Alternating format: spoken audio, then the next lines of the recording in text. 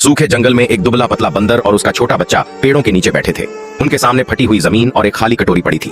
बंदर थके हुए स्वर में बोला, बेटा अब और भूख बर्दाश्त नहीं होती। तो बच्चा मासूमियत से बोला, पापा कुछ तो जुगाड़ करो। तभी बच्चे ने अचानक उंगली से सामने इशारा किया और बोला, देखो पापा वहां जमीन से कुछ निकल रहा है। बंदर चौंक गया। सूखी जमीन से एक चमचमाती हरी बेल जादू की तरह ऊपर निकल रही थी।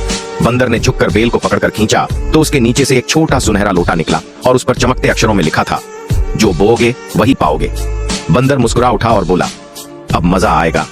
अगले दिन बंदर ने उस लोटे में एक सूखा पत्ता डाला। लोटा चमका और उसमें से एक सूखी रोटी का टुकड़ा बाहर निकला। बंदर थोड़ा हैरान हुआ और सोच में पड़ गया। फिर उसने लालच में आकर चोरी की हुई सोने की बालियां लोटे में डाल दी। लोटा कांपने लगा और अचानक उसमें से एक सांप निकल आया जो फुफकारते हुए बंदर की तरफ झपटा। बंदर डरकर पीछे भागा और बच्चा घबरा गया। बच्चा बोला, पापा मैंने कहा था ना लालच मत करो। अब बंदर को पछतावा हुआ। उसने अपनी जेब से बचा हुआ आखिरी गेहूं का दाना निकाला और लोटे में डाल दिया। इस बार लोटा धीरे धीरे चमकने लगा और उससे एक चावल का छोटा पौधा बाहर आया। फिर धीरे धीरे पूरी जमीन पर हरियाली फैल गई। सूखा जंगल एक हरे भरे खेत में बदल गया। बंदर और उसका बच्चा अब खेत में झूला झूल रहे थे और ऊपर आसमान में बादल भी छा गए थे। लेकिन तभी वो लौटा अचानक खुद ही उछलकर जमीन में समा गया और जमीन पर सुनहरे अक्षरों में एक लाइन उभरी, अब अगला भूखा इसे पाएगा।